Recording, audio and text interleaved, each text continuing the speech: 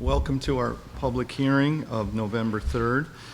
We have some special guests this evening. We have Girl Scout Troop number 1091.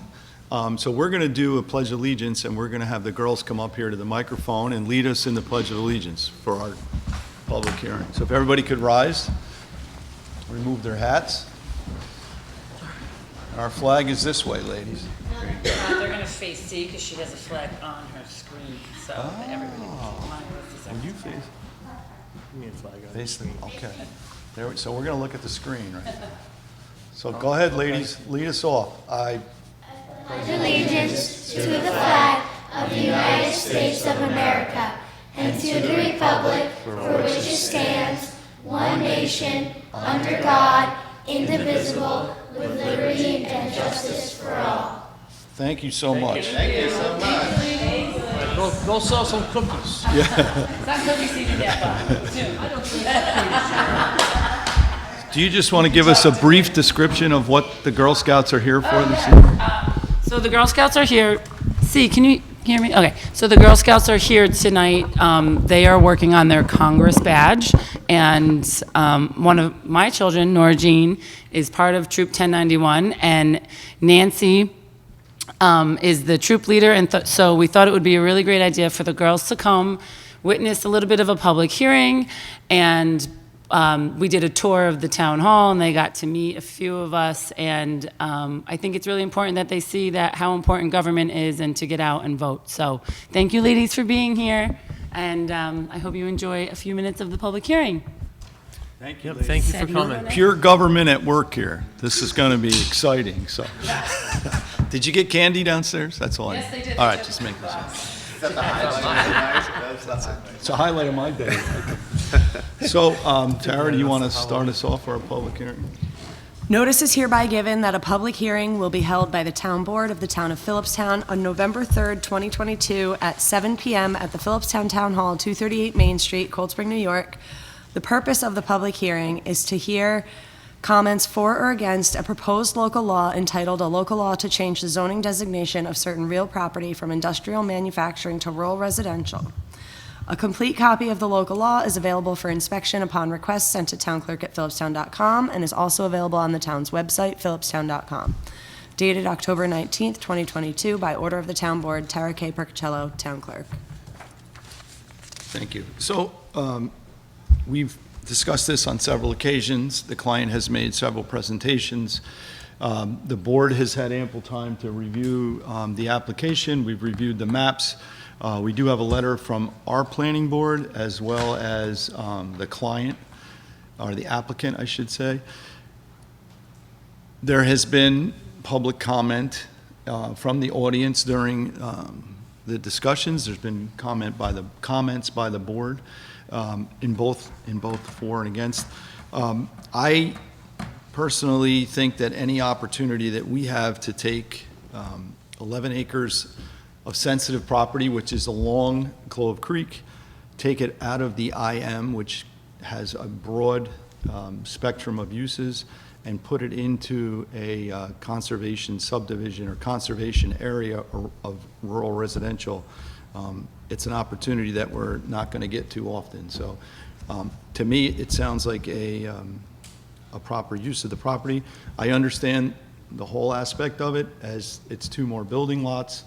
It's, if you read through the information, there's 2 additional acres of disturbance out of 262, and we're taking 11 acres out of the IM district. So that's all I have to say, and I will open it to the board. If any comments from the board? Just that 11 acres that's going to be possibly changed. There's not going to be any houses on that pieces of property. It just gives them the availability to expand from a 22 to 24 lot subdivision. And That's all it is. The other key is the seeker review was done including those 2 lots. So it was for 24, correct? There was 24. Yes, 24. There's 2 existing buildings, which are the 2 existing homes. So there will be an additional 22 homes. And that was all calculated into the seeker review that the planning board went through. So I just have a few questions that a few of the constituents throughout the community have brought to my attention. And I just wanted to know what your thoughts were, or if you can answer these questions. Throughout those 11 lots, some of the people within the community are looking for, would you be able to give some, maybe a few of those acres, maybe 3 acres or 4 acres, back to the community to build a little bit more of a recreational space, to have more of this multi-use space for the community, for the youth within our community?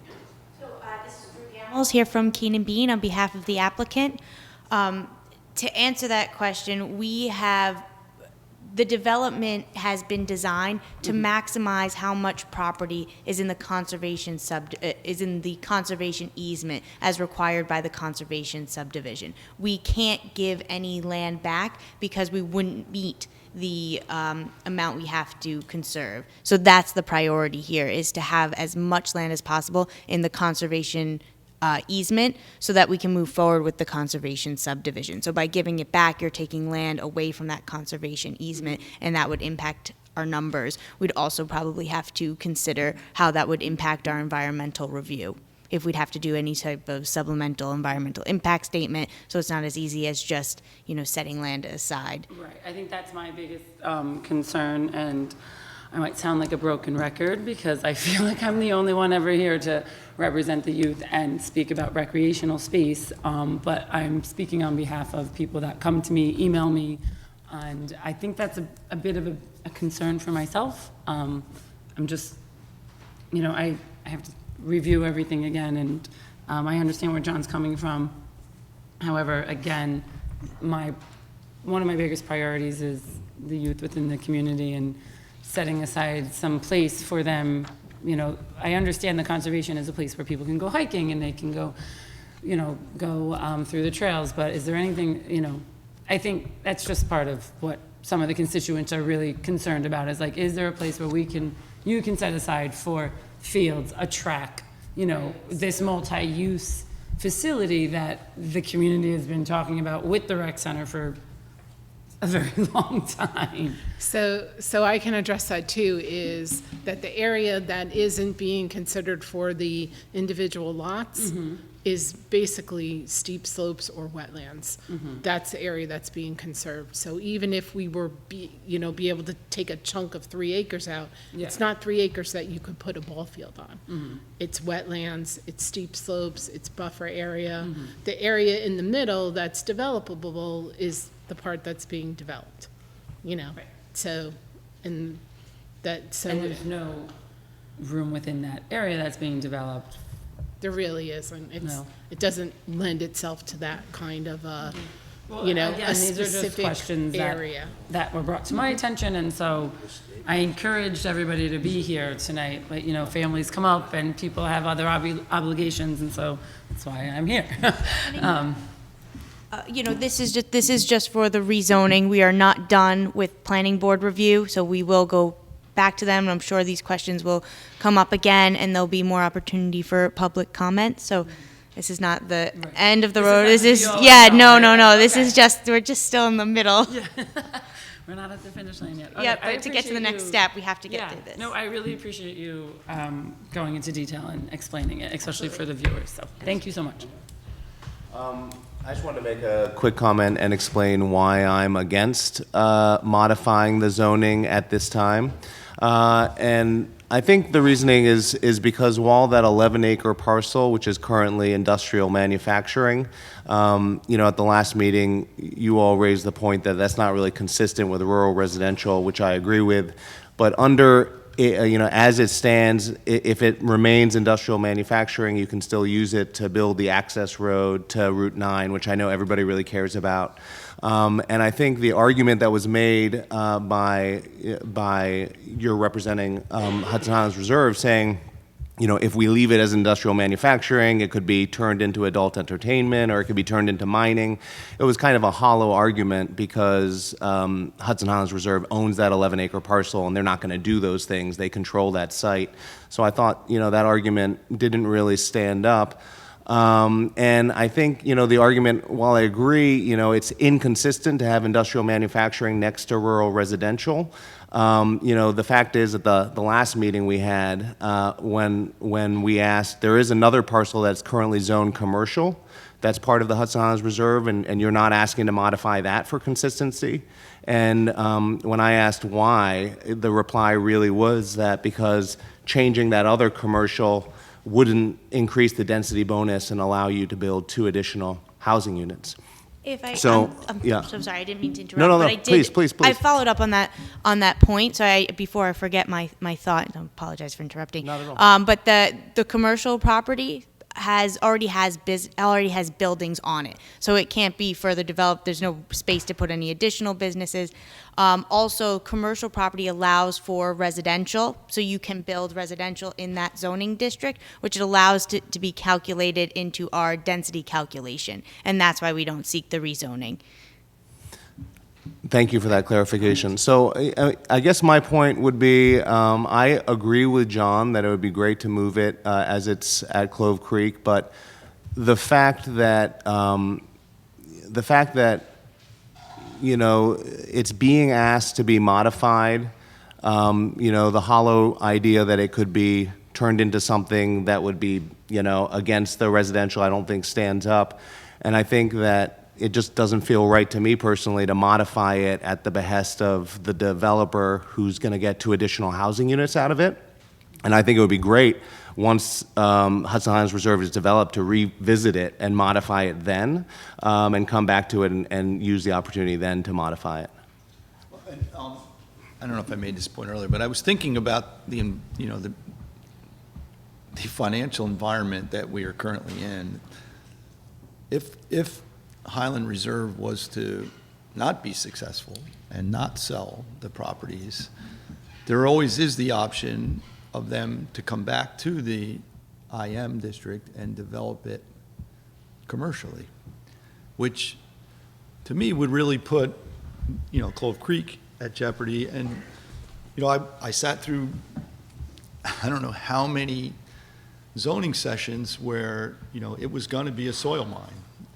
And frankly, they had what they needed for it to be a soil mine. So it was going from a soil mine to now being a part of a protected spot that will be protected, regardless if, Highland Reserve were to go bankrupt. And I'm not wishing that on anybody, but, the demand for housing is changing currently. I mean, there's no doubt about it. And my fear is if this were not to fully develop, if it doesn't sell out, there is a huge financial commitment from the applicant to get this process through.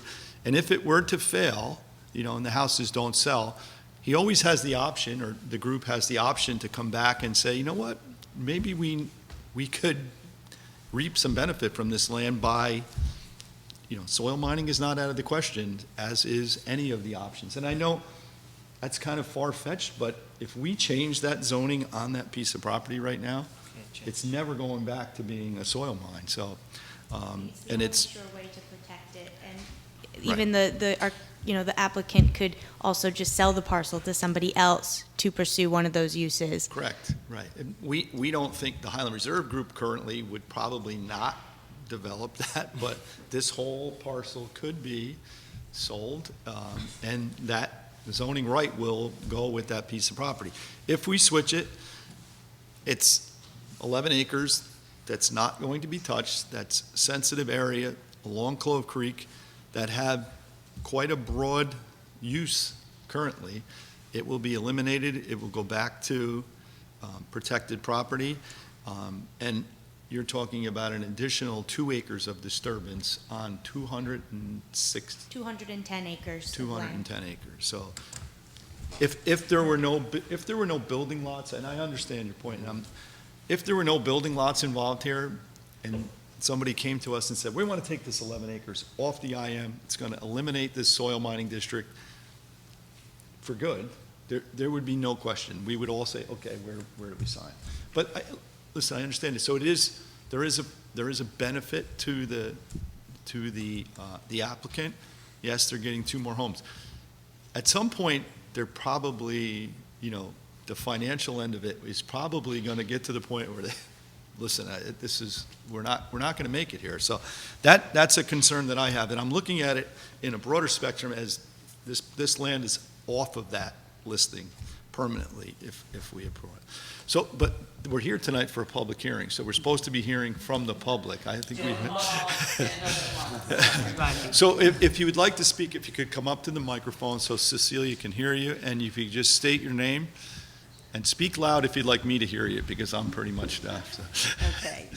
Good evening. My name is Susan Nansback, and I'm here with just two, I think, basic questions that I don't think they may have come up, but I haven't been aware that the answer is that clear. One of them is, and listening to a brief discussion tonight by Councilwoman Cotter and others, if this applicant isn't entitled to these two additional homes, and that was part of his bargain when he purchased this land, it would seem to me that the town board should be looking for something in exchange.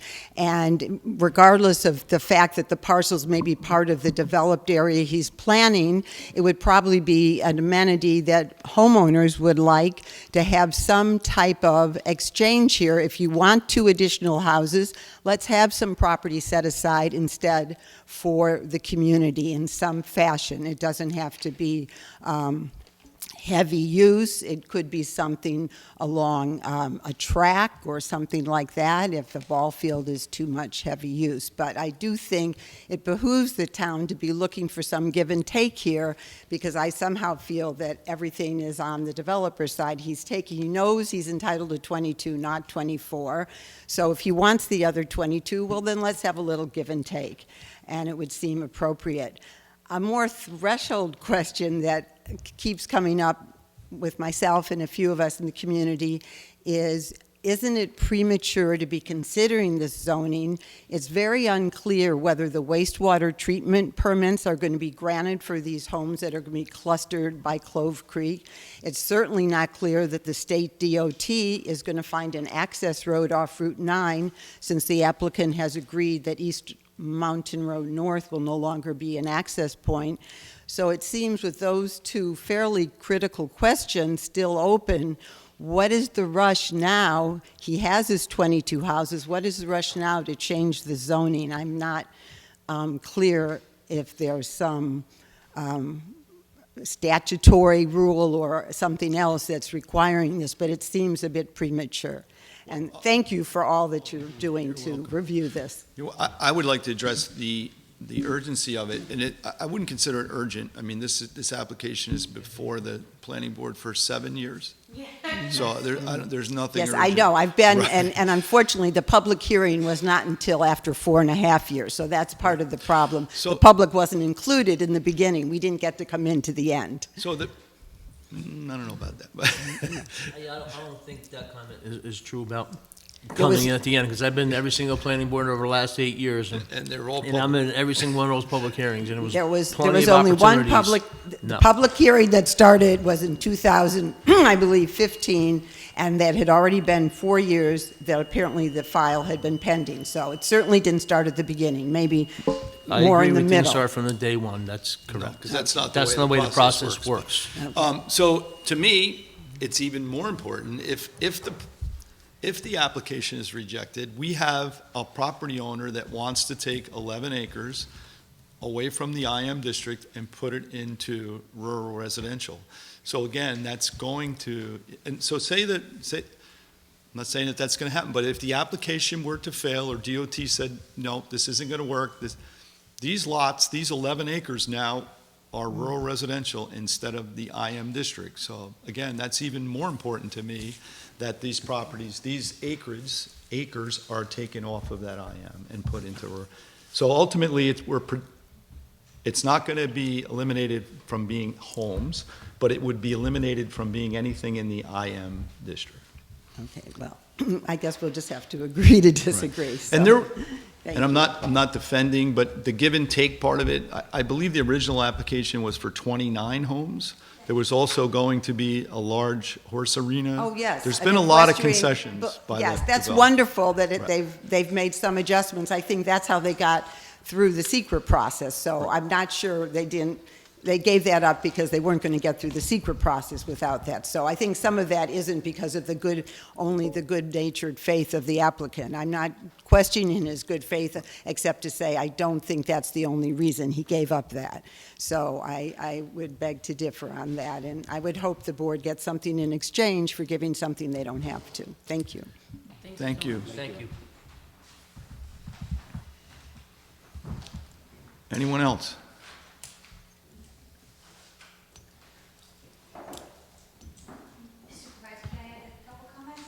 I can also just sit quietly. Sure. We talk about giving something in exchange. This has been a project that has evolved over several years, starting with 29 lots and an equestrian center, starting with homes, around the pond.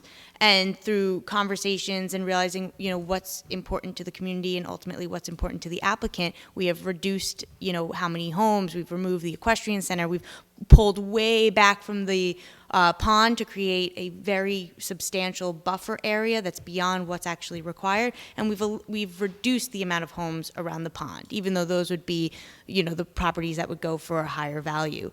I understand the need for, a recreation area, but this is also not a super convenient area for public recreation. I've hiked the property, I've driven to the property. It's difficult, but this is not the end of the conversation, and that conversation can continue with the planning board. We also talked. It was said that we have 22 lots. We have nothing. We still have to go to the planning board to ultimately get approval for even just 22, or the 24 if we can do so. So again, this does not put a rubber stamp on our 24 lot subdivision. It just allows us to move forward. As for DOT approval and our wastewater systems, we can't get approval for that until we're at the right part of our process. So we're still, like I said before, in the middle, looking to move forward, but we can't do that. We can't even necessarily do that after this meeting because we still have the alternative road standards request pending. So, this is a long process, and we have multiple steps in front of us, but we are well aware of the communications we need to have with DOT to address the access and to also address approvals for the wastewater. And I didn't know if Margaret had anything to add. We recently had a meeting with the health department, and the concept for the common wastewater has been approved, and we're moving forward with the design. And And that's all based on 24 homes, yes, not 22. yes. Right. Yep. The only thing that this guarantees is 11 acres coming out of the IM district going into Yes. rural residential. That's all it guarantees, right? Can I ask a question? I mean, you were talking about the process and how it's still a middle point. Is this zoning modification essential right now at this point in time? It is essential to go forward and request 24 lots. If this zoning is denied, then the application is not necessarily dead. We can communicate with the applicant if he'd like to move forward, knowing that he can only pursue a maximum of 22 lots. So Okay. it does not, it is essential to, the applicant's desire for 24 lots, but it does not kill the project. From the applicant's perspective, I'll be honest, I was swayed by the public comment in the sense that I think all of us know that one of the biggest things that the applicant did was move the access road off of East Mountain Road, and that's what a lot of residents were really concerned about, and that was a really, I think there was a lot of kudos to the applicant for doing that. But to the public comment, because that DOT hasn't granted approval to that access road on Route 9, you can imagine a scenario where they don't grant approval, and it would be very nice to have the option at that time to discuss, does it just go back to East Mountain Road, or is there some give and take because the zoning modification hasn't happened yet, and there can be a discussion in case that access road doesn't get to Route 9. And we all know that's a really, really important factor for a lot of the residents up there. Right, so, okay. Here, that piece of property along Route 9 that's commercial already has an entrance Correct. already to Route 9. So I can't foresee the DOT not allowing that because it's there already. It's being used today. Right, and one we other haven't comment been I would say, I working, mean, adding additional 2 homes to that much of property, to me, I think is very minuscule effect on the environment. thank you. And we have been in contact with the DOT. We're not working in a vacuum. We have, multiple steps that have to happen between now and approval, and one of those is continuing discussions with the DOT on the exact location of where the entrance is and, whatever improvements may have to be made along Route 9. But we are moving forward with that. We don't anticipate any issues. Anyone else? Steve, do you have anything to add? If there are no other comments, and the board has no other comments, then the appropriate action would be to close the public hearing. If the board's so inclined, they can direct that a resolution approving the zoning change be prepared rather. You can consider that at your next meeting. If you want to just put it over to your next meeting, you're free to do that as well. Steve, can we keep it open for a certain amount of time for any additional written comment from the community, That's from true. anybody? You're absolutely right, Bob. If the board's so inclined, they could close the public hearing for oral comments, but keep it open for a period of, 10 days, 2 weeks, whatever it is you want, for submission of written comments, and then take the matter up at your next meeting. That's a great I idea. think that's a good Thank you. idea. So, going once, going twice, we've heard from the public. Legislator Montgomery, you have nothing to add? As I'm told in my public hearings, it's for the public, and I know I'm part of the Gotcha. public No, hearing. I'm just teasing. No, I so appreciate it, but I guess I came in late, and It's okay. I'll leave it up to you guys for now. Okay. So, I will entertain a motion to keep the public hearing open for a period of 10 days to take public written Written comments for written comment only. We're not going to sit here for 10 days.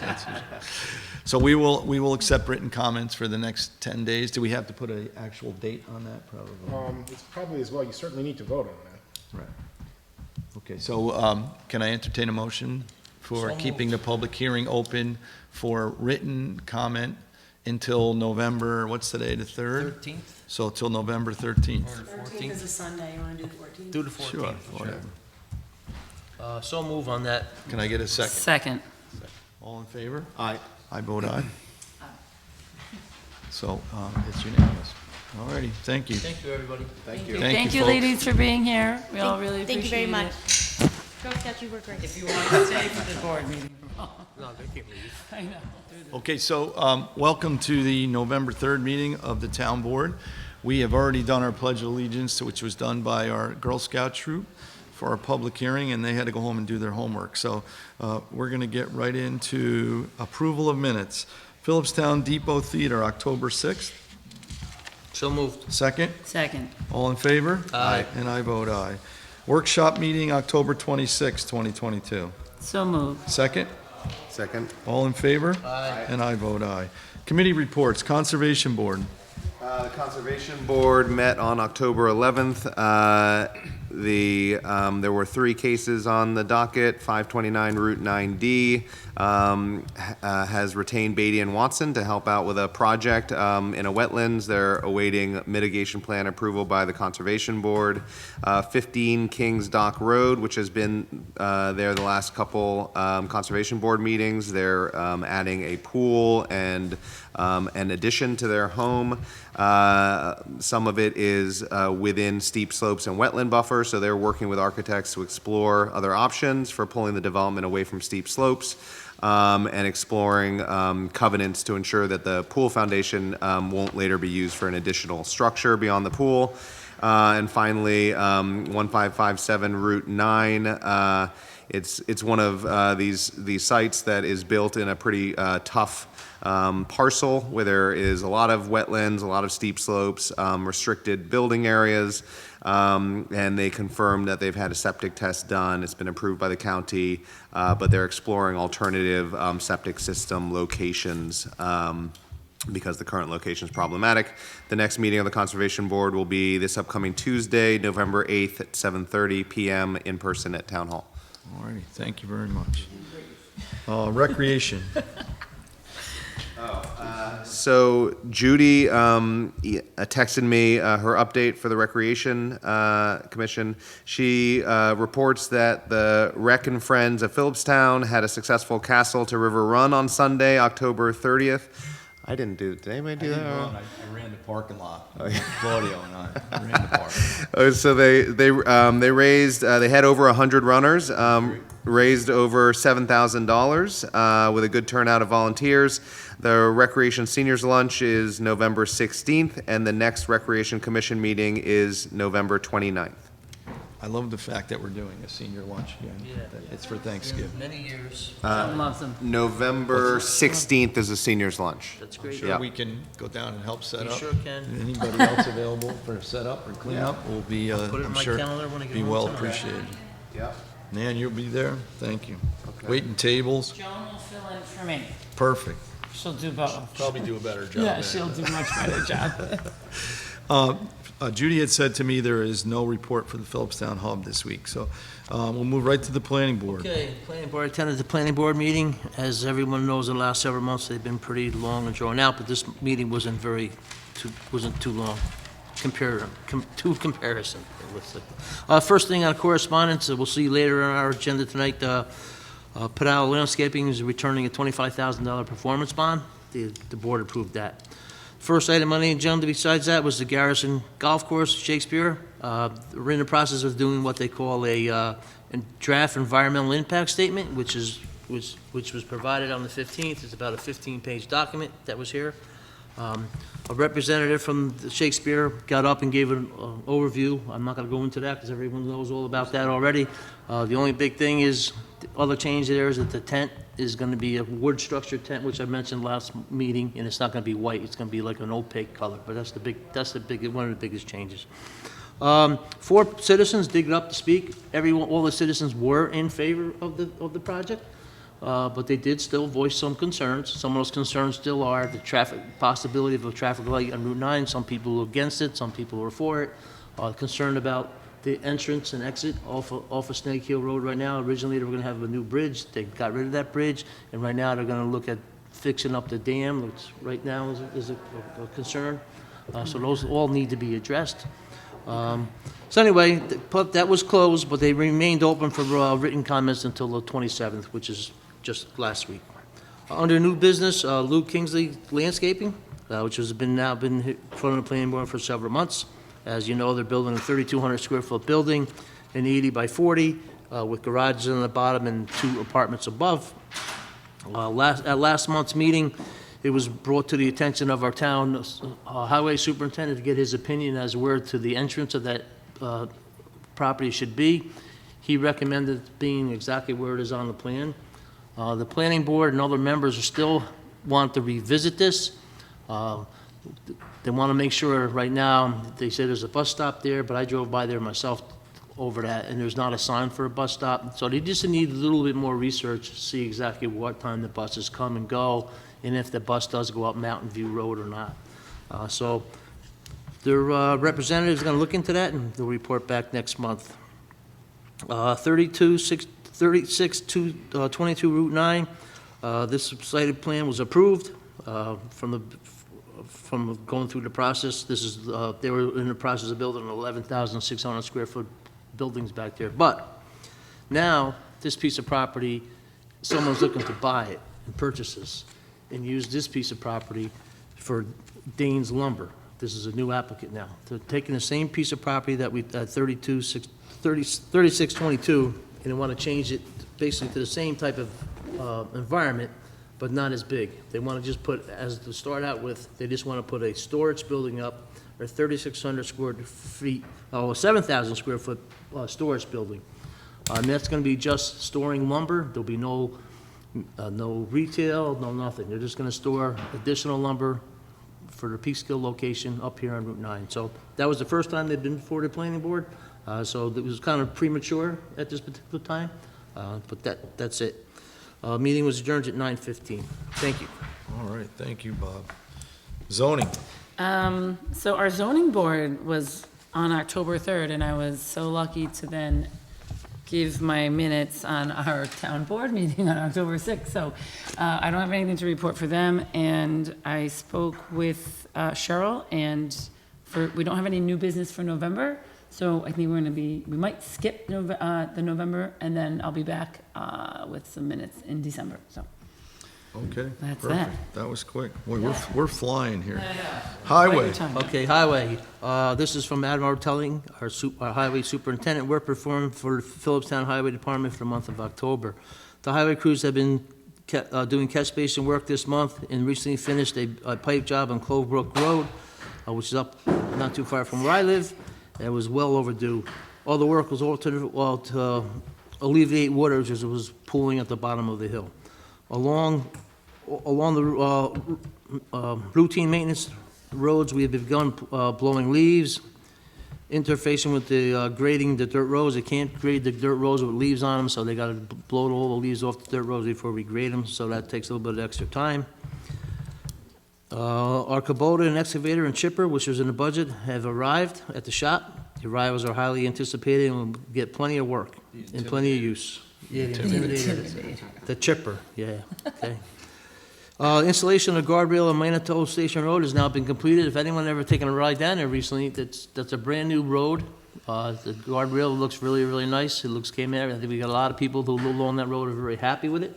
We raised that road probably over 3 feet over the last several years, the section that goes across the causeway. So I don't think we're having any issues down there in the near future. I have to comment on this. We had engineered proposal for culverts to put under that road and to raise it up, and I want to say it was in the area of $3 million to do that improvement. So over the years, they have just continued to add material. So the idea came up that let's add it 3 feet of material, and that's exactly what was done. So the water is transferring, it's staying dry. I mean, we haven't had a Hurricane Sandy, thankfully, but it used to be underwater on a daily basis. Every time there was a high tide, the people would have to drive through water. So residents, if I don't hear from people, I think they're happy. So I haven't heard from anybody down there, and I'm sure I would have if it's been underwater. So I have to commend, I think Ron Gaynor was just like, let's just do this and put some pipes under it, and it's working. So They wanted much bigger pipes than are currently there today. And we started with smaller pipes, and we ended up increasing the size of them, and everything's been fine since we've risen it over the last several years. There was going to be pilings and concrete and huge culvert structure that was what was proposed. So very thankful We that, did it for like a third of that, or less. or less, right? Or less, yeah. So, and our grandchildren will have to worry about it because it does continually sink. The road is continually sinking, so. Okay, the 2023 materials bid have been published in the Putnam County News and Recorder in a Highland Current. Opening was on October 26th. They will be awarded as soon as the bids are all examined. Work on a new highway garage. As you know, we've been over building this new highway garage for some time now. The mechanics are back using one of the bays we currently have in there, and the office space is still not available. We anticipate having office space completed by end of November, early December, if not sooner. It took a little longer than anybody anticipated with some delays with the building and so forth like that. Obviously, the supply chain had a lot to do with it as well. But so far, the building itself looks pretty good. I'm sure by next week there'll be a big punch list that'll be generated and have to go through all that. The punch list is being generated tomorrow morning at 6:30 a.m., so Justin will be there. All right. The highway department will be closed for Election Day and Veterans Day. They get 2 days, everybody gets 2 days off next week, Tuesday and Friday. So they'll be closed. Highway department received approximately 15 phone calls and emails and spent approximately $5,250 on vehicle maintenance for the month of October. Thank you. Adam Hoteling.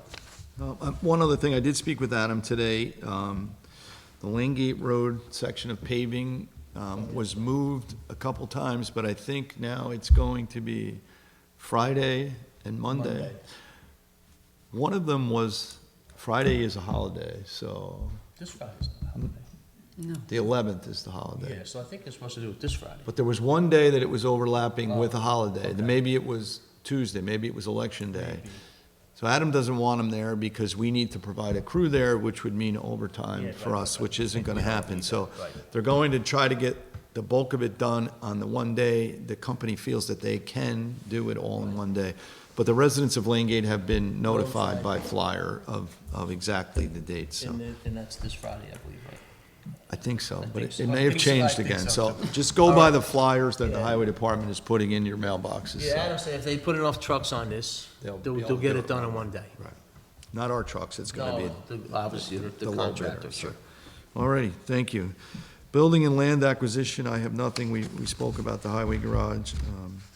There's nothing else. Cemetery committee? Cemetery, I spoke with Taggart. I'm meeting with him on Monday, and we are going to be doing the walkthrough on Mountain Avenue. And he's still looking to get that proposal approved for the 2,500.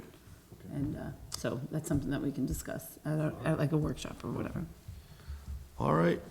The highlight of the meeting, the Putnam County Legislature. Welcome, Legislator Montgomery. Being here, it's a friendly place to be. I don't have a lot to report other than the county budget has been adopted by an 8-1 vote. I was the one no vote. It's a $179 million budget. No real increase to services. We're in the middle of a mental health crisis. I made some detailed requests for mental health services that were denied.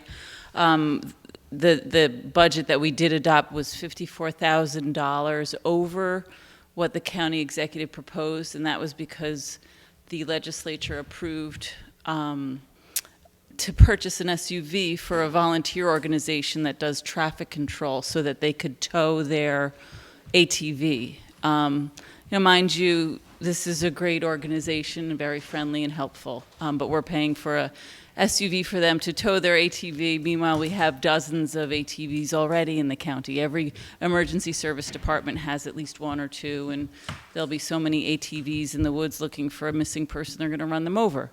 So I'm coming on the tail end of eliminating a Marine Patrol boat that was actually a resource, the only resource we had on the Hudson. So, that's my train of thought. The overall budget's $179 million. Mind you, it's not raising taxes this year, but over the course of 10 years, they've steadily increased taxes, the county has. So where I'm a real fan of good government, and I look and I'm kind of a geek in seeing what other counties are doing, Westchester's proposed budget is decreasing taxes for the fourth year in a row. Dutchess County is really impressive, decreasing their taxes. I had it written down. And Dutchess County is investing in opioid-related deaths and encouraging creation of housing, affordable housing, and youth safety and engagement services. So really impressive things happening in other counties. Another just highlight of our budget, the process itself was so insulting to the public process, where most of the budget committee meetings that are open to the public were held on Friday nights. Public hearing was actually held on a Friday night. Just the tone in the meetings is not conducive to public comment. And I've researched this a lot, and it seems to be the norm in Putnam County, just really wanting to shut down public comment and comments from representatives. So the biggest thing in our budget is personnel, salaries, especially for the bigger departments like the sheriff's department and the highway department. Those personnel commissioners and the sheriff didn't even show up for the personnel budget meetings, so there was no dialogue about the salary increases. Sheriff's command staff is seeing 15% increases. Some are getting $19,900 raises after 10 months on the job. So I'm just trying to give you an overall view of my vote, and it did pass. And again, we'll continue to advocate for mental health services. There was no report from the hub tonight, but I have been meeting with Lori on a regular basis, meeting with Putnam County providers, trying to, solve the mystery of, again, what's available for services in Putnam County and getting, them more available over here. Well, thank you. Thank you for enlightening us and keeping things open, at least visible for us. Bobby and I did meet with the incumbent county executive, Kevin Byrne, and I think to share the wealth, share the growth, share the wealth, it should be the same. I don't think it's gonna go, but he was very. You don't think it's going to go away? You think? No, I think it's gonna go away. I don't think it's gonna happen. That'd be unfortunate. We have a $54 million fund balance right now, and there's just, every year there's increases to the His sales tax argument, revenue. and I'm gonna hold him to it, was if we can't provide money, we will provide service. So we do need service. If you were, I mean, everybody was around the village the last couple weekends and saw the crowds that were here. You know, you can go on Facebook and criticize your elected officials that they got to do something. There's nothing we can do. Take it. It's fine. We can't close, not that I ever look at Facebook, so if you want to comment from me, don't put it on Facebook. You can't close the gates. We can't stop people from getting off the train. We can't close Route 9. There's no limit. But we can be ready. And I think that the county needs to step up and provide us with assistance. We are the tourist draw for Putnam County. There is no other, there are some beautiful other areas of Putnam. This is the town of Philipstown, the hiking, the village of Cold Spring, the village of Nelsonville. This is the draw for Putnam County. There is no doubt about it. We need our share of services here. So I'm going to say, okay, you're not sharing it. I get it. I still think it's a great idea that he would or should and could, but if he's not and he's going to say, we're going to give you services instead, I want to see it. I want to see real services come to the town of Philipstown. So, because we, as you know, every person that sat in this seat has said, we send a lot over, and because there's no sales tax sharing, not a lot comes back this way. They send me over. That's There a is, lot. we do send you over, and we get you back, thankfully. But so we are going to meet, you know, and I wish Kevin Byrne full success. He seemed sincere when he spoke to us. He wanted to work with us, and I'm going to give him the benefit of the doubt. And you know, and I if there's anything we could do to assist him making his transition work, we're going to help him. But we're going to want some. We want to see some services. If we're not going to get, you know, share the growth, we want to see, you know, a dollar amount of services coming. I agree. I've been not meeting with him, but, you know, we've been talking regularly. I have no problem calling him and discussing, you know, wanting to get an idea of what's to come. And I appreciate the solid foundation we're establishing, and I hope it continues. And I will continue at every meeting to drive home the fact of how this explosion, you know, really affects our residents. And every resource that it gains goes back to the county, and we don't see it. So they're, you know, coming in by train, bus, boat, airfare, you know, whatever, standing room only by the hour on the trains. This is what I said just last night to my colleagues. Fell on deaf ears. But I will drive it home at every meeting, in addition to the resources for mental health that is desperately needed. I sit at a lot of provider meetings now.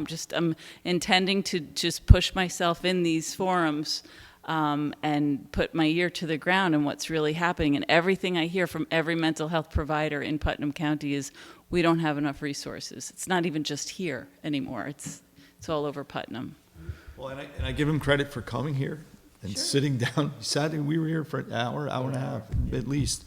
It was very, you know, very promising, and I'm hoping that, you know, we will see the services that, you know, we Great. deserve. So, And, you know, I'm always here, so anything you want. Legislators like yourself that are in favor of keeping share the growth, right, the wealth, right? Because from what I read in the paper, We all voted for it, for this. understand, but there are some people that voice their opinion in the paper thinking it's the right thing to keep it.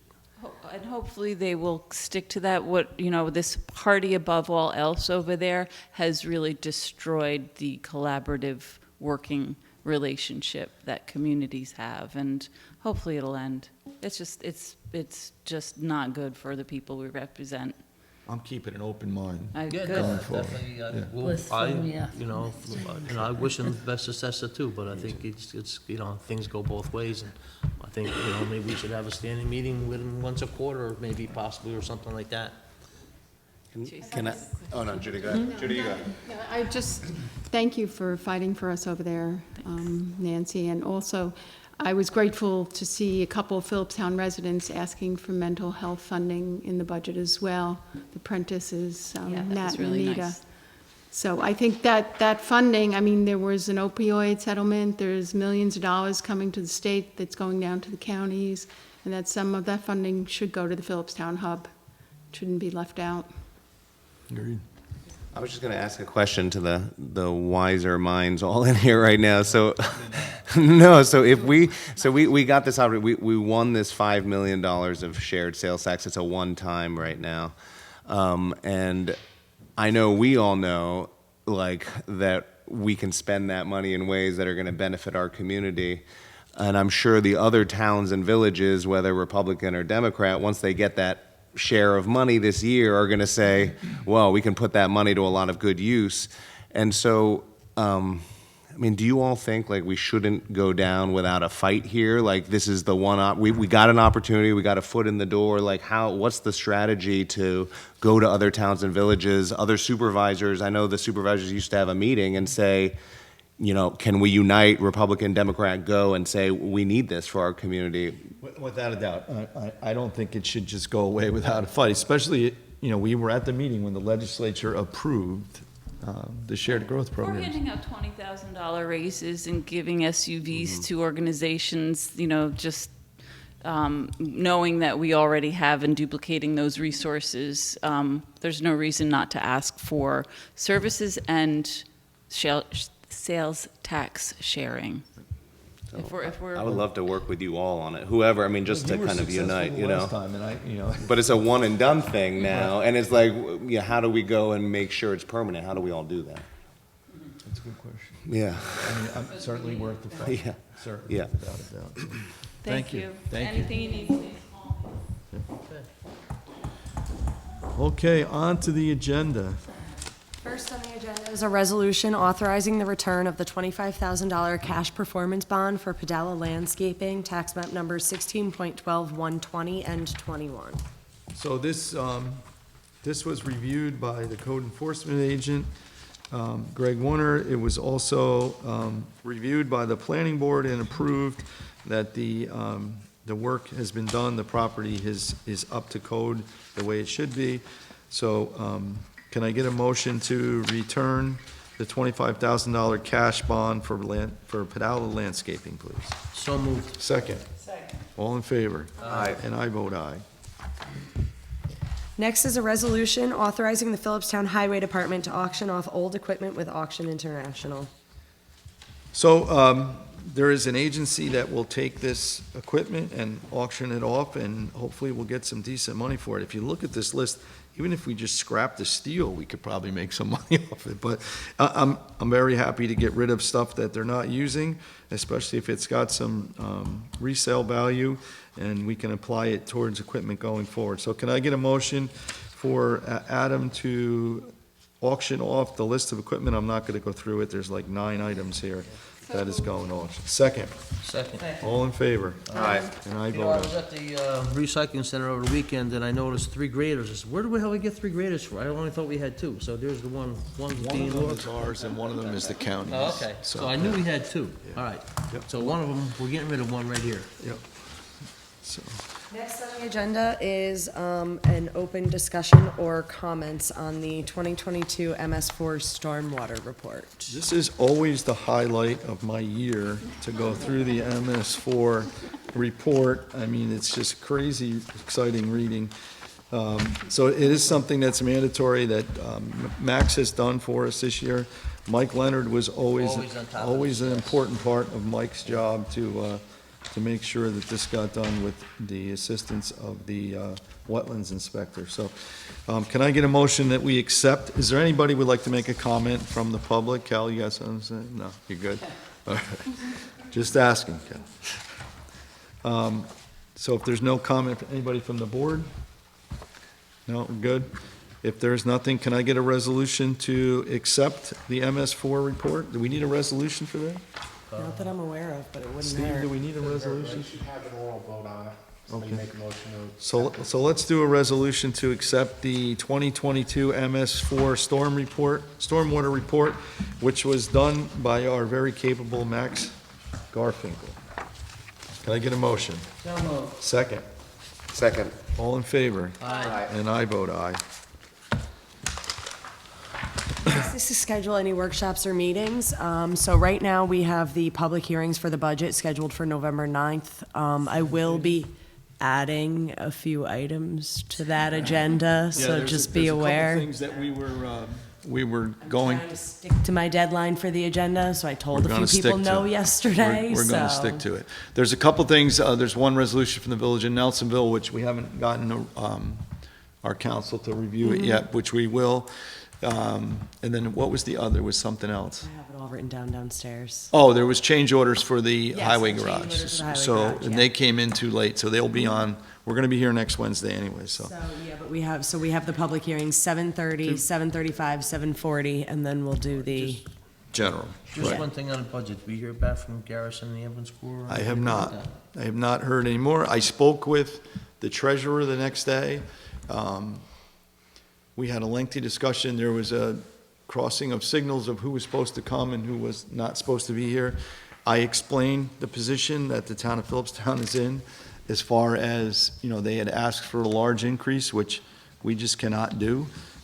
We will get whatever we can to them, but during the budget workshop, and Philipstown Ambulance was here, Garrison was absent, I was pretty frank about it's time to start thinking outside the box for the emergency services going forward, that, it may be time that the ambulances either combine or consolidate or move into one of the firehouses. The fact that we have 5 firehouses and 2 ambulance buildings in a town of 10,000 people, it's hard. Our budget is for emergency services is at $2.78 million, and, it would be higher. Listen, I appreciate what's done. We have a good service on the street. I'm very thankful for the emergency services, but I think we need to start thinking differently going forward. So this was reviewed. Legislator Montgomery was a big part of it. We did in 2011, we did the emergency services study. Nearly were killed, but there was a lot of information. And I think the environment is different now. There's a lot of cooperation amongst the fire departments. And I'm not saying we need to consolidate, but I think there needs to be some alternative thinking going forward, because we cannot just continue year after year, increase the budgets to what we are increasing them to.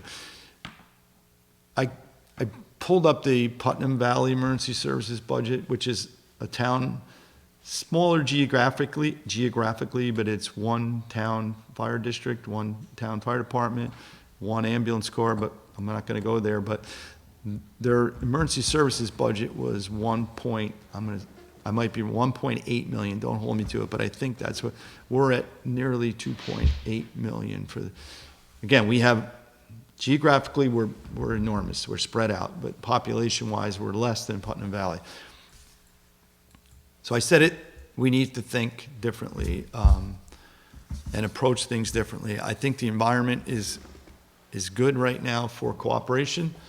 Again, we have a good service, and I'm very thankful for every hour that every volunteer puts in, but it's time to think differently and figure out a way that we can do this, either at the number we're at or, even reduce it and not lose any service. I don't want to see any service loss, but it's something we need to think about. But, and so I did tell the treasurer from Garrison Ambulance that we will be looking to hold both ambulance corps at a 2% increase, because that's the requirement we're held at. I guess the county is not, but we're being held to 2%. We have some financial issues with the town currently that were outside of our control that have affected the budget across the board. So, people aren't happy with raises. And again, I wish I could pay everybody $100,000 a year, but that's It's just not in the cards. So we will work hard to make sure everybody gets what they, as much as we can give to people. But, you know, as the budget officer, this is things that you face, and it is what it is, so. But we'll have more on that on the 9th. So we have that, and then we have the final adoption. The final budget adoption is scheduled for November 16th. We're going to spend a lot of time together again. I mean, I figure we have been for the last month, so why not keep it going? And then we have the regular monthly meeting, December 1st, and then the year-end meeting, this is, I know it says December 16th, but Megan just pointed out the 16th is a Friday, so it'll be the 15th. We don't meet on Friday. We don't meet on Fridays. So it'll be December 15th for the year-end meeting, and that's at 7:30. As So long as everybody's okay with that. Yeah, 7:30s are great time. 12:15. Sounds good. Hold on, let me look. Yeah, Yeah, you're but right. planning That is doesn't the usually meet in December. Oh, yes, we do. Since when? We always meet in December. Not when The I was only- the secretary. The only month we ever, the only month we remember taking off was in August. Well, I mean, so, 22nd. no, we're not that's not an No, option. I- We have to do it that week, so the 14th, but I that's your cannot, daughter's it's my daughter's birthday, birthday. so. Well, you may have to miss that meeting because we don't have any option. We can't do it the same day as the planning So board, the and we can't do it 14th? not on a Friday. So My oldest is turning 11, John. we'll go for December 14th. We're going to 14th? Yeah. We'll have cake. Yeah, bring us, Just be sure to sing happy birthday, all You right? can't do it either? No, I can do it on the 14th. Yeah. As long as we have a quorum. It's usually pretty uneventful, the year It's end. really pretty just to kind of close the books. It's, Yeah, yeah, it's switching not anything. accounts are- For her birthday present, I'll bring her. How's that? Perfect. That's a good birthday present. She can, Wait, can I she request, can, John? she can be the town clerk that John, I day. gave you a heads up on this. It's not going to be popular. So the Philipstown Trails Committee has been giving public meetings around the results of this Weston Sampson feasibility study. They had requested a workshop in November, but November is completely booked. Would December 7th work for a December 7th work as a, so they've been doing meetings, you know, they've done 2 90-owner meetings, they're doing a public meeting, but they've been waiting to advertise this meeting, the one in front of the town board. Would open to waiting until January? I can ask. So can we tentatively schedule it for the 7th, and then? Yeah, I mean, we can discuss it next week if you want to find out by next week if they want to switch to January, we'll because be we're here meeting next next week on the 9th. I Okay. would prefer waiting till January. I mean, we've had so much going on in the I know. last 2 months, and it's kind of just going to go on deaf ears at this I'll point. ask them, can we say a tentative hold on December 7th, but I'll ask Yeah. them Yeah. that you Yeah, all absolutely. would prefer January? Okay, thanks. And then, there was 2 other things that I had asked you We're not there yet. to, okay, thank you. Sorry. I mean, unless you want to do that, and then the code enforcement report, it doesn't Gotcha. matter. Hit it. So this is code enforcement for October 2022.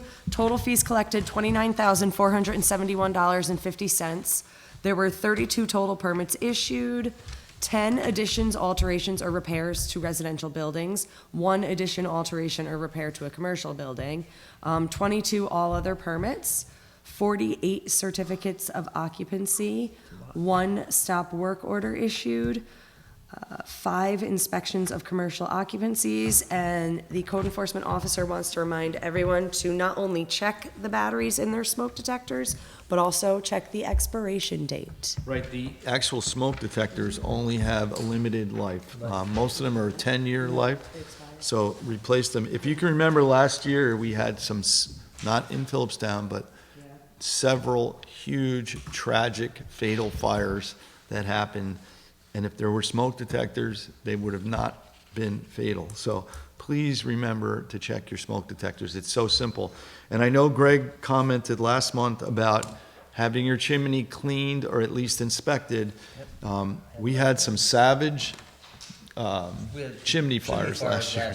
Whether it was the oil prices, but everybody was burning their fireplaces last year, and we had a ton of chimney fires. So please make sure your wood stove fireplace chimney is clean and clear, and don't forget carbon monoxide detectors as well. So that'll be my Just spiel. curiosity, it's not on this report. You think it's something we can ask Greg to see how many fire inspections he'll be doing? Because I know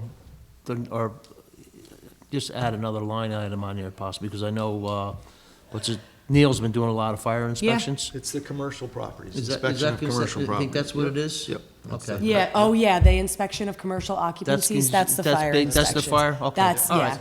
Very good, I thank you. can alter this form to put Well, just that in there. curiosity, just Yeah. to know, And I because I will know he's. tell been- you- I'll double check with him, but I'm pretty sure that Okay. those are the fire All right. inspections. Yeah, And I will tell probably you, right. he checked the rec center, and we were in violation. So they were remedied, every issue. Lovely to hear. Yep, it's all With fixed. So, children in the building. no, and it was, there were light bulbs out. I mean, it's stuff that they wouldn't normally check, but thankfully, we had an inspection Yeah. by Neil, and he picked it up, so he's not favoritism. There's No, no like you said, favoritism. he's We doing- we didn't pay a fine because they've all been fixed. Everything's been fixed. No, but he's picking up a lot of, He is. the fire inspections have been past due for quite some time. and And he's catching up. he's really catching up, so it was a good add to having him being our part-time building inspector. Absolutely. Next up is any other business that the board may have. And there was two things that I said, could you So please? you wanted to talk about the Village of Cold Spring fuel sharing? Yes, so the Village of Cold Spring is once again inquiring about using our fueling station. We have the new fueling station at the highway garage. Whatever is, I'm not sure what the issues are with the village, but they're not going to replace what's there, and it only makes sense. We currently sell fuel to the Sheriff's Department, Office for the Aging. There was somebody else on there. There's another one on there, but, and I spoke to Maureen the other day, and Adam, the original concern was they were concerned about not having enough quantity, the volume, but they said, well, we can increase deliveries. But for whatever reason, the Sheriff's Department is not using our refueling as much as they were. She told me there was only $16 worth of gas. That could be it. I mean, there's. Yeah. I mean, it seems like they're here, but whatever it is, they're not using. Fueling up over there before they come over this side, I don't know. So there is the availability for the Village of Cold Spring, which would be the Cold Spring Police Department, the Highway Department, the Water Department, and the Fire Department, so. Oh, the fire department too? And they would just, They're just using, they're not. and they They'll have get, to pay, they'd have to pay for whatever they They do. use. Okay. right, that we don't pay for it, it's just recouped. We buy it, and then there's a fob, you would have a fob for each vehicle, and that would be credited. And we did meet about the budget the other night, and we had a discussion with Maureen, and that they only had $1,700 left in there. Right. The problem was, we weren't looking at the other side of it, so although we were low, because they used $7,000 a month, is what she said.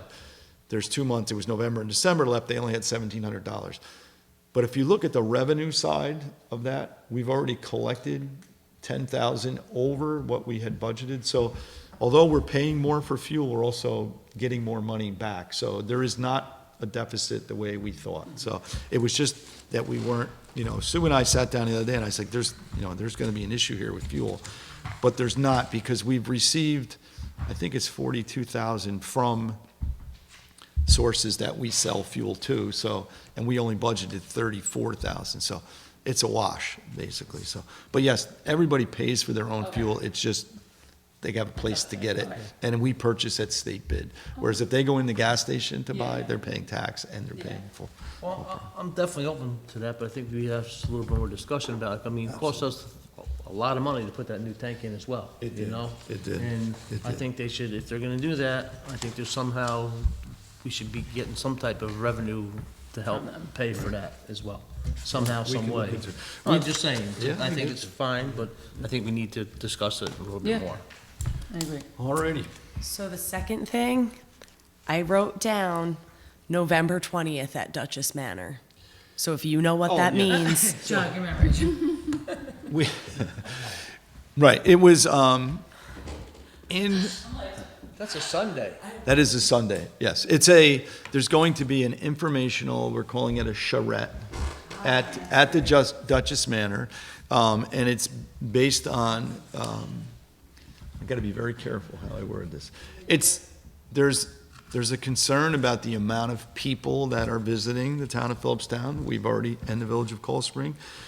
So the Hudson the Highland Fjords Trail is hosting a charrette, and it's still being laid out as the participants and who will be there and who will be represented. I wanted to speak with the board before the town of Philipstown signs on as a participant. We're going to be a participant. We can all go. The meeting's going to happen. It'll be very informational. They've been doing studies. They've been doing counts, people getting on the train, getting off the train, going up Breakneck, going up the other trail. So there's legitimate counts of cars. This information will be available. It'll be a place for the public to voice their opinion, ask questions. So I am in favor of the town of Philipstown participating. Our participation will be, we're going to sit there and listen to what the general public has to say. There's going to be, presentation of the data to us and to the public. So before I committed as Philipstown being a participant, I wanted to get confirmation from the board. Does anybody have any concern or reason that we shouldn't? I think we should be at the table. Yeah, I think it's important to be at the table. What time is this going to be? Remember the time? There's going to be flyers coming out. We had an initial meeting. It was with myself, Mayor Foley, Mayor Windward, Legislator Montgomery, and MJ from the Fjords Trail. I don't even know the time now, but just. It's right in the middle of one of the NFL games, so. I'm not too sure. Yeah, I definitely think we need At a to Giants participate game in that that. day. What's that? I'm at a Giants game that day, so. I'll go. You wanna go to the You can go to the meeting. I am what they call harvesting turkeys on that Sunday, actually, yeah. So it looks like I'm gone. Depending on what time it is, I would love to attend too. Okay, so, but nobody has any issues with me attending or the town of Philipstown being considered a No, that's participant? Okay. Legislator, Yeah, it was just, they approached me also, and I'm using it as an opportunity to hear. put my ear to the ground Yeah. and listen to the public, which I do. You get a lot of input on Facebook, you can read all that, and there's a lot of concern, and I think this is a really great opportunity to listen to those concerns. I agree. We've done this before. This is how the new zoning came about, actually. We've had these charrettes before, and great things come out of them. And you just get the whole community and invite them into a room. And they're apparently going to have different stations regarding different issues regarding the trail. And just a suggestion, I made this suggestion to the mayor, it might be a great idea if you had a staff member with an eye on each of those tables. This is the Fjords Trails, information. Right. I hate to say this, but the public is uneasy about this. So with the Fjord Trail, putting this information out, us gathering it, I think it's really important to be at the table. So if you want to assign staff member or something to each of those tables, gathering that information, so it's not just the Fjord Trail gathering. I'm sure I'll have no trouble getting my staff to come in on a Sunday.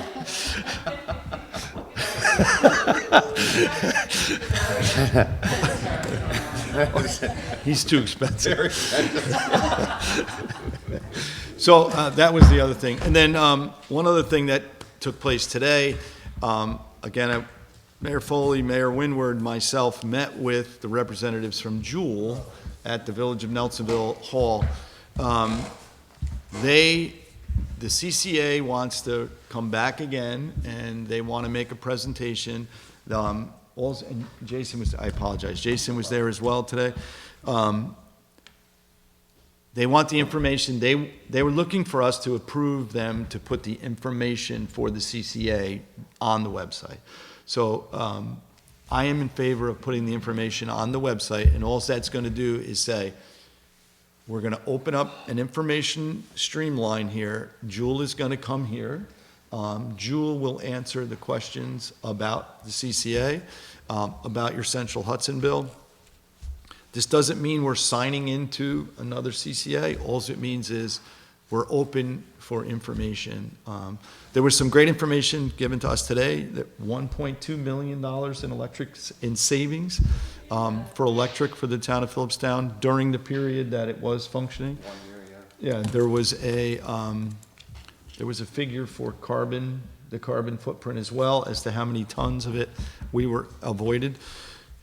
There is interest in people getting back on. I have my own reservations about it being an opt-out instead of an opt-in. I really feel that the people should have the option to opt in instead of opt out. That is not something that the CCA can do because they can't, I mean, they'll explain it better than I will, but there's no way for them to bulk purchase without the bulk of the people. But they did assure me that the opt-out portion of it will be way easier than it was the last time. So although we all did get a letter, and in that letter was a little index card that said, I want out, all you had to do was fill that out and put it in the mail. That will be also included if we decide to proceed. That's an option to opt out. There's an online option. You can get on their website and opt out. And there's also a telephone option, which is what the bulk of the complaints I got about the CCA were. I was on the phone for 3 hours. I brought that to the Juul representatives today, and they said, well, you know, we had a huge influx of people, then we had a huge influx of people that wanted out. So, but it's very simple. You know, the key, I think, is, you know, people say, why should the town be selecting my electric provider? But their argument was, we don't select it anyway because Central Hudson is it. And Central Hudson's choosing who they buy power from. We have no say over it. So instead of us doing it, it's Central Hudson. So, but I want everybody to keep an open mind to it. You know, there is some money savings. There's certainly an environmental savings that it brings. But again, the information going on the website is just about, you know, opening the door for the process for information to be disseminated to the residents. They will come here. I'm going to get every person that complained to me on the phone about it and personally say, come here and ask the questions. Don't ask me, ask them. So they're willing to do that. Jason, anything? No. I think that's pretty much, and I think the village of Cold Spring and the village of Nelsonville, we're all on the same page with, you know, going forward. We all had similar questions, but again, nothing was decided today, just that, you know, I wanted to get the approval of the board to put the information on the website. Is everybody okay with that going out? Yeah. Yes, certainly. Okay, That's, so no, that's what I put up the other day, then took down. We want to put it back we up. want to put it back up. Gotcha. So. And then take it down tomorrow. As somebody who's answering the phones for these people. Yep. It was the opt-out, like, I didn't get a letter. I never got Yeah. a letter as an employee of the town. Right. To opt out, so I was automatically put into it. Right. And it was a nightmare to get out. So It was. those were a lot of the complaints Yeah, that we. most of the phone calls And that we fielded I were pressed that those. today. I said, there has to be an opt-out, and it's got to be easy. And he said it's simply an index card. So, you know, after I Never left, got those last time. right, after I left, I said to myself, maybe there's going to be a stack of those index cards right here. And if you want out, you don't want to get on the phone and wait an hour, come here, grab the card, fill out your information, throw it in the mail. It's got to be very easy for people to opt out. And it did sound like people may get a mailing every 4 months that will again say you can opt out at any time, To which would the, be, you know, but the details of how the programs, there's like 2 options, and it is so complex, this whole system. It's like, good Lord. And the other question I had was, you know, if you shop your oil companies to get the best price, is there an option at some point where they could tell you, I'm sorry, there's no provider, you're not, and there's not. We are guaranteed power. If it's not from part of the CCA, there's no way Central Hudson can say, oh, no, we're not giving you electric. They have to provide you with electric, so. What kind of guarantees they're gonna give it people that the same thing didn't happen, what just happened? Well, they'll explain that better than I Oh, can, but understand, the way they're. That's a big concern. Yeah, I agree. And, you know, I said a lot of trust was lost Yes. because of the fact, Yeah. it wasn't Juul's fault, I mean, but the provider that was there, you know, failed, and we're still in, you know, in a case about it. It didn't end well. Although the money was saved and, you know, the environment was preserved, there's a lot of distrust for the whole system because of the way, you know, Columbia Power three-quarters of the way through it, just Yeah. decided we're out. So, so that's going to be explained. But the way they're structuring it, it seems like that's less likely to happen based on the way they're going to do this 4-month program is, I don't want to, we'll let them Yeah, let- describe it, but, But that's the yeah, process, right? but, Okay. Yes, we are in agreement to put it back up on the website. yeah. So that's all I have. Anybody else have anything? I had plenty. I don't know if we discussed the food scraps recycling program, but I did a presentation at the, both the Haldane and Garrison PTAs. There is interest from families. And I know from being up at the town dump myself this past weekend, there, I think, were 5 bins that were full. So I think, Yeah, you know, it's increasing the number of bins that I've seen that are full of food scraps. And I think, you know, it's going to take a little bit more time, but I think there's better participation. And you guys are working with Karen on the budget side of it? Yes, So, Jason. Great, thank you. Yeah. And I spoke with Sue, and I think you spoke with Sue. Yeah, and I you think guys- both. We both Sue, did. It's in good hands. I feel confident. If every, yeah, we're still at 4 bins. Anyway, if everyone wants to get rid of any pumpkins this weekend, we'll probably fill up a bunch of bins if people want to get rid of their pumpkins and have the food scrap, because we'll take them. There was a request for another site, which is something we'll discuss next year, because we can't do that this year during the Right. pilot, but. Yeah, at this particular time, I don't think we can expand it. So We you can, guys it's got got to be take care of discussed. Karen's emails, because I Yes, we have. I just Oh can't my go there goodness. right now. Yes, but yes. I Yeah, love it's her, and intense. she's doing a Yes. wonderful job. Yeah, she's, Giving us a lot of email. Somebody please information. answer me. There's a lot of communication. Not gonna be me.